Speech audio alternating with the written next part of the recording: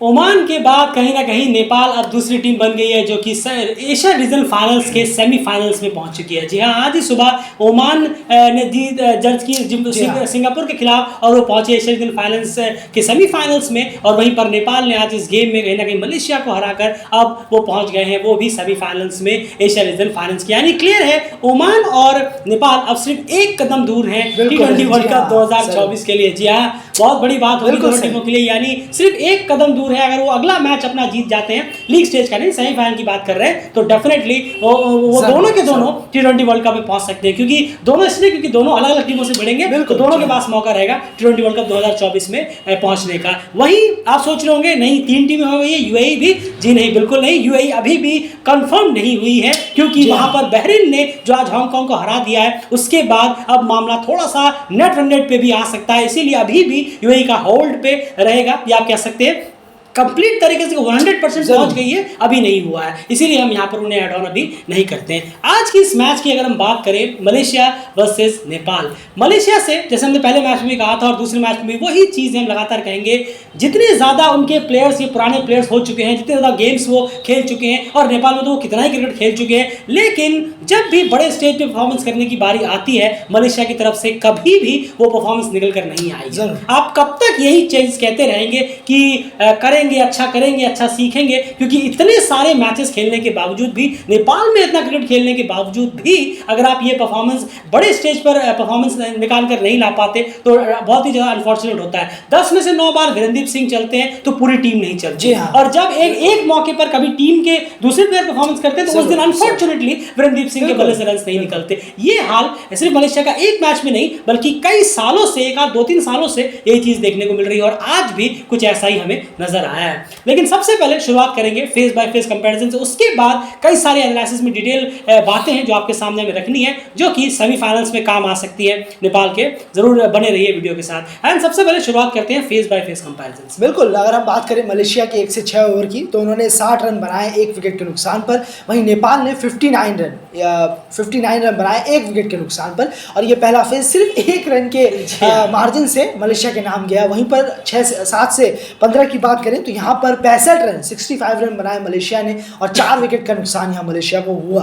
वहीं पर नेपाल ने 83 रन जोड़े और 2 विकेट का नुकसान यहाँ सिर्फ नेपाल को उठाना पड़ा इस मिडिल फेस में, और ये फेस नेपाल ने अपने नाम किया। 1-1 की बराबरी यहाँ फेसों में अब तक हो गई। वहीं पर 16 से 20 की बात करें डेथ फेस की, तो यहाँ पर मलेशिया ने 40 रन बनाए 4 विकेट के नुकसान पर। वहीं नेपाल ने इस फेस में 24 रन किए 1 विकेट के नुकसान पर, और ये फेस भी नेपाल के नाम रहा, जो कि इसी के साथ वो मैच भी अपने साथ लेकर चले गए। बिल्कुल, तो कहीं ना कहीं क्लियरली है कि यहाँ पर जो पहला फेस रहा बस वही थोड़ा सा बेटर गया था मलेशिया का। अगर हम देखें ओवरऑल बॉलिंग बैटिंग दोनों में, जो 60 रन पर 1 विकेट उनका था, बस उसके अलावा उस 6 ओवर की उनकी बैटिंग कंप्लीट होने के बाद मलेशिया डाउनफॉल ही हुआ है इस पूरे गेम में, बजाय कहीं पर भी राइज अप होने के। तो ये हाल रहा फेस बाय फेस कंपैरिजन में। वहीं अब अगर बात करें कंट्रीब्यूटर्स की तरफ से, तो आज मलेशिया के लिए अगर हम देखें तो आज उन अनफॉर्चुनेट डेज में से रहा जहां वीरेंद्र सिंह के बल्ले से नहीं निकला। जब भी मलेशियन टीम की हम बात करते हैं तो वीरेंद्र के बल्ले से रन जरूर निकलते हैं। हालांकि उनका जो लास्ट मैच की इनिंग थी उससे कहीं ना कहीं बहुत डिसअपॉइंट था, और क्योंकि वो परफॉर्मेंस अपने लिए ज्यादा नजर आ रही थी बजाय टीम के लिए, जो हमने एनालिसिस में कहा भी था। आप जाकर उसे एक बार जरूर सुनिए अगर आपने मिस आउट किया है तो। खैर, आज की कंट्रीब्यूशंस की बात करें तो ओपनिंग काफी बेहतर रही। ओपनिंग स्टार्ट जो चाहिए था टीम को नेपाल के खिलाफ कुछ अच्छा परफॉर्मेंस देने के लिए, वो स्टार्ट टीम को जरूर मिला, लेकिन उसके बाद पूरी की पूरी टीम उस स्टार्ट पर कैपिटलाइज करने में नाकामयाब रही। अगर हम बात करें, सैयद अजीज ने 49 बॉलों में 68 रन किए, जो कि काफी तेज तरह और अच्छी इनिंग्स थी। 138 की स्ट्राइक रेट से करीब पावर प्ले भी कहीं ना कहीं उन्होंने अटैकिंग अप्रोच रखा, करण केसी पे हो, सोमपाल पे हो, तो एक बेहतर रहा। जुबैर जुल्फिकार ने भी 16 बॉलों में 24 रन किए, लेकिन जैसे ही 1 विकेट मलेशिया का गिरा पावर प्ले के अंदर, उसके बाद कहानी पूरी एंड टर्न अराउंड हो गई। कौन से बैट्समैन से आपको और यहाँ पर उम्मीद थी वीरेंद्र सिंह के अलावा? नहीं, बिल्कुल, देखिए वीरेंद्र सिंह के अलावा हम देखिए शार्दुल मुनियाडी ने भी अब स्टार्ट थोड़ा उन्हें मिलने लगा।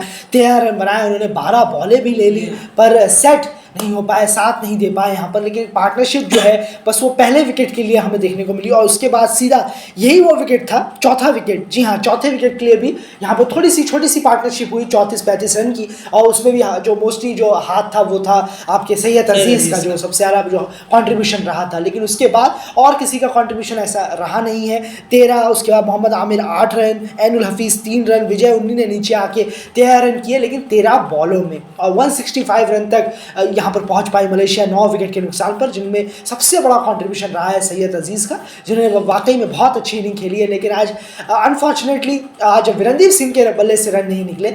अगर निकल जाते 30-40 रन तो और अच्छा होता, एक और अच्छा एक स्कोर मलेशिया लगाने में यहाँ कामयाब हो पाता। बिल्कुल सही कहा आपने। यहाँ पर अगर हम देखें ओवरऑल तो सैयद अजीज के बल्ले 68 रन निकले, एक इनिंग की जरूरत थी नीचे कहीं पर, वो इनिंग कहीं ना कहीं आज आती हुई नजर नहीं आई, जिसके वजह से टीम को जो है 25 से 30 रन का करीब करीब नुकसान जरूर हुआ, जहां पर 185 या 190 तक टीम पहुंच सकती थी, क्योंकि वीरेंद्र सिंह का बल्ला नहीं चला, सिर्फ एक ही कंट्रीब्यूटर रहे। आप थोड़ा बहुत जुल्फिकर को मान लें 24 रन, उसके अलावा कंट्रीब्यूशन रहा नहीं, काफी ओवर्स पड़े हुए थे, डेफिनेटली यहाँ 25 से 30 रन कम रह गए मलेशिया की ओवरऑल बैटिंग में। वहीं पर अब अगर देखें बॉलिंग यूनिट की बात करें, बॉलिंग यूनिट में नेपाल के हम देखें तो पावर प्ले में जो लगभग वही कंसर्न यहाँ पर भी दिखे हैं जो कल हमें सिंगापुर के खिलाफ भी दिखे थे, क्योंकि ये जो एक कंसर्न है, ये आपको याद होगा, इस चीज़ को भूलना बिल्कुल बहुत बड़ी गलती हो सकती है, क्योंकि ये चीज़ ही ठीक नेपाल टाइम्स सीरीज के फाइनल में भी टीम को डेंट की थी, जो पूरी टूर्नामेंट में सीरीज में क्लिनिकल था, लेकिन फाइनल में आकर इस प्रॉब्लम ने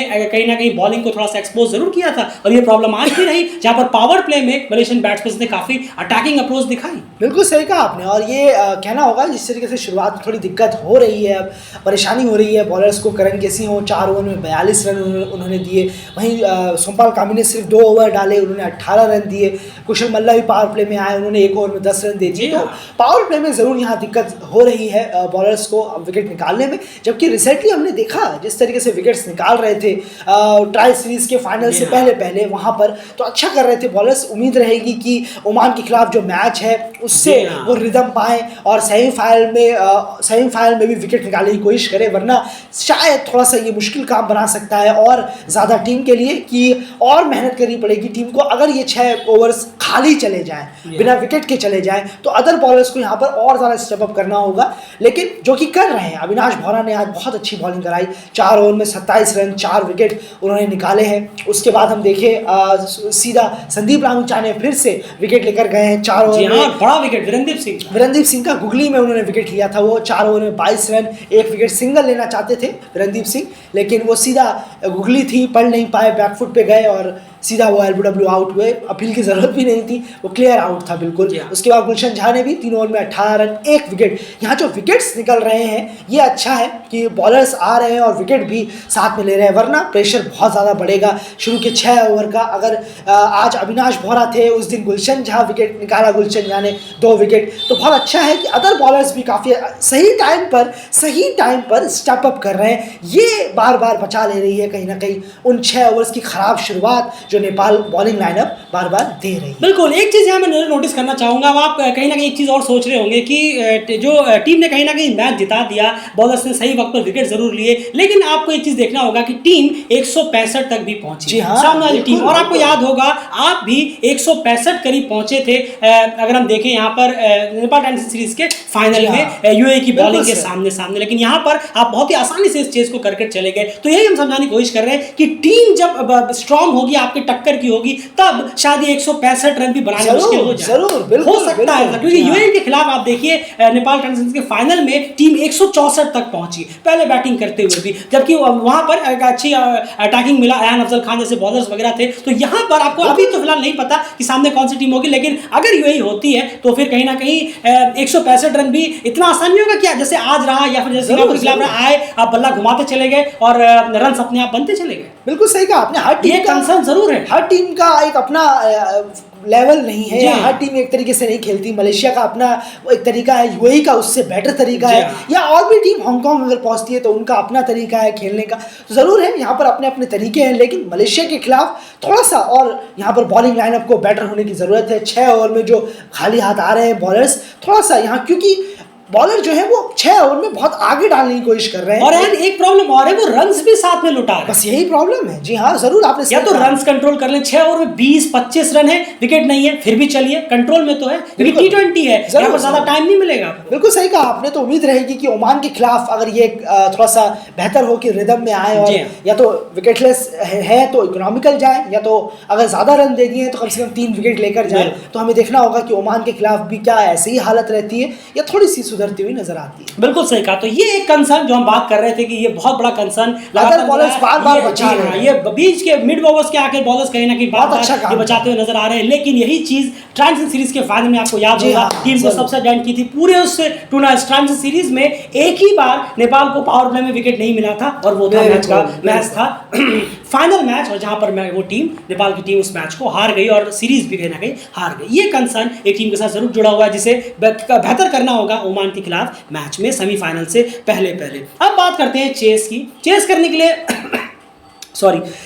के लिए जब कुशल और आसिफ यहाँ पर आए तो यहाँ पर भी एक अच्छी खासी शुरुआत मिली है, और कुशल बुर्तेल नो डाउट बहुत ही तेज तर्रार शुरुआत उन्होंने यहाँ पर दिलाई थी। बिल्कुल सही कहा आपने, बहुत बेहतरीन शुरुआत रही, बहुत अच्छा खेले। 43 रन उन्होंने बनाए, तेज तर्रार रन्स किए उन्होंने।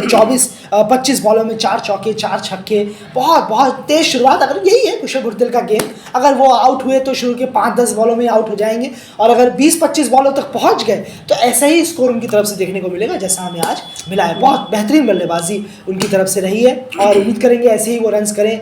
आने वाले वक्त में नेपाल को बहुत ज़रूरत भी है तेज शुरुआत की, अगर पहले बैटिंग आती है या फिर चेस कर रहे हैं तो उसमें भी अच्छा रहेगा कि रन रेट काफ़ी ऊपर हो जाए अगर कुशल बुर्तेल जैसे बल्लेबाज चल जाए। बिल्कुल सही कहा, क्योंकि अगर कुशल बुर्तेल जैसे बैट्समैन ऊपर चल जाते हैं तो टीम के लिए बहुत आसानी हो जाती है। और कहीं ना कहीं अनफॉर्चुनेटली उन्होंने अपनी हाफ सेंचुरी जरूर मिस कर दी 7 रन से, लेकिन वो अटैकिंग प्लेयर है, उनका मूड ऐसे ही रहता है, वो ऐसे ही रहेगा। उसके बाद यहाँ पर बात करें आसिफ से, अच्छा खेल रहे थे। यहाँ पर हम देखें 23 बॉल में 32, तो स्ट्राइक रेट भी काफी बेहतर था। लेकिन वही अनफॉर्चुनेटली जैसे कुशल मल्ला आउट हुए, उनकी बात जरूर करेंगे, कॉटन बोल्ड हुए, सीधा वो हाथों में कहीं ना कहीं खेल गए। और वहां पर जो मेरे ख्याल से आमिर अजीम थे वो बॉलर, वो कहीं ना कहीं बहुत स्लो भी रख रहे थे, बहुत फ्लाइट दे रहे थे बॉल में, तो वो कहीं ना कहीं जब वो कट इस तरफ को निकालने गए तो वो सीधा कॉटन बोल्ड हाथ में खेल गए। यही कुशल मल्ला की तरफ से भी हुआ। कुशल मल्ला लिफ्ट करना चाहते थे बहुत ऊंचा, लेकिन बॉल एक तो बहुत नीची भी रही और कहीं ना कहीं सीधे हाथ में वो खेलते हुए नजर आया। उसके बाद कुशल मल्ला की जो इनिंग रही है, पूरा आउट एंड आउट मैच, पूरा मलेशिया के हाथों से वो इनिंग लेकर चले गए। बिल्कुल 65 रन 34 बॉलों में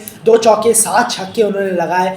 ये इस तरीके की इनिंग्स वो बहुत खेलते हैं, तेज तर्रार प्लेयर्स, और बहुत अच्छा कर रहे हैं कि वो रन्स बनाकर दे रहे हैं टीम को, बहुत बेहतर है। और फिर मोंटी देसाई सर ने उन्हें 1 डाउन लेकर आए उन्हें कि आइए आप बैटिंग करिए इस डाउन पर, यानी कि सर को उम्मीद है कि शायद ये इस डाउन पर अच्छी बल्लेबाजी कर रहे हैं। और फिर एक मोमेंटम बना के रखने का जो तेज शुरुआत मिली थी उसी को कैरी फॉरवर्ड करने का सोचा होगा कोच और कप्तान ने, इसलिए कुशल मल्ला आए और उन्होंने इस अपॉर्चुनिटी को बहुत दोनों हाथों से ग्रैब किया भी। बिल्कुल सही कहा, लेकिन डेफिनेटली अभी भी ये चीज़ कहेगा कि अगर जल्दी ओपनिंग गिर गई है, मान के चलिए 10 रन 15 रन पे ओपनिंग गिर गई है, तो डेफिनेटली अभी भी हमारा जो मानना है वो यही रहेगा कि रोहित पुड़ैल 1 डाउन आए, उसके बाद कुशल मल्ला आए। लेकिन आज के लिए बिल्कुल सीखता है, बहुत तेज शुरुआत कुशल बुर्तेल ने दिलाई थी, तो उस सही कहा आपने, उस मोमेंटम को बनाए रखने के लिए कुशल मल्ला बिल्कुल फिट प्लेयर वहां पर नजर आए। और साथ साथ में बॉलिंग अटैक भी कोई इतनी खास सामने नजर थी नहीं कि हम कुशल मल्ला को भेजकर कहीं ना कहीं रिश्ते नहीं लड़े, बिल्कुल नहीं। आज उन्होंने कहीं ना कहीं तेज तर्रार और उन्होंने अच्छी बॉलिंग अटैक के सामने भी कई बार रन्स किए हैं। रोहित पुड़ैल उसके बाद ये भी मारने के लिए चले गए और कहीं ना कहीं मेरे ख्याल से डी एक्स्ट्रा कवर की तरफ 2 रन बनाकर आउट हो गए। रणदीप सिंह ने इनका विजय उनका कैच पकड़ा था। उसके बाद संदीप जोरा ने कहीं ना कहीं बच्चे काम कंप्लीट किया, 16 बॉल में 18 रन किए और इनिंग जो है यानी क्लियरली है कुशल बुर्तेल और कुशल मल्ला इस गेम को कहीं ना कहीं ले गए थे। और थोड़ा बहुत जो काम था वो संदीप जोरा और आसिफ शेख की इनिंग अच्छी थी, क्योंकि उन्होंने 23 बॉल में जो 32 आसिफ ने रन डिनाई कर दिया। जी हाँ, एक चीज और यहाँ पर जरूर मेंशन करना चाहूंगा कि जब मेरे ख्याल से कुशल मल्ला ही खेल रहे थे शायद, या रोहित पुड़ैल थे, मेरे ख्याल से रोहित पुड़ैल जो भी थे, खैर जो एक रन इधर कुशल मल्ला खेल रहे थे, इस तरफ को बॉल आई तो जब आसिफ का बैट टकरा गया मेरे ख्याल से पवनदीप सिंह के साथ, तो कुशल मल्ला शायद 23 से आ रहे थे, लेकिन आसिफ ने रोक दिया कि नहीं रहने दीजिए, मेरी वजह से इनकी फील्डिंग मिस हुई है। तो एक और बार बेहतरीन स्पिरिट देखने को मिला, ये चीजें देखकर काफी बेहतर रहता है, ये अच्छा लगता है। और आसिफ से ऐसे ही इंप्रेस नहीं रहते हम, उनकी परफॉर्मेंस के साथ साथ उनका जो नेचर है वो क्लियरली दिखता है मैचों में, वो हम बार बार देख चुके हैं। तो आज हमने लगा कि एक बार और आज जब नजरों के सामने हुआ तो इसे उठाना जरूर चाहिए था। वेल डन गाइस, बहुत बढ़िया बैटिंग, काफी क्लिनिकल और अच्छी रही है, ज्यादा कुछ कहने के लिए यहाँ पर है नहीं। And over to Malaysia bowling analysis. देखिए बॉलिंग एनालिसिस तो वहाँ कही जाएगी जहाँ पर बॉलर्स कुछ बेहतर करके दिखाएं, कुछ अच्छा शोकेस हो बॉलिंग का।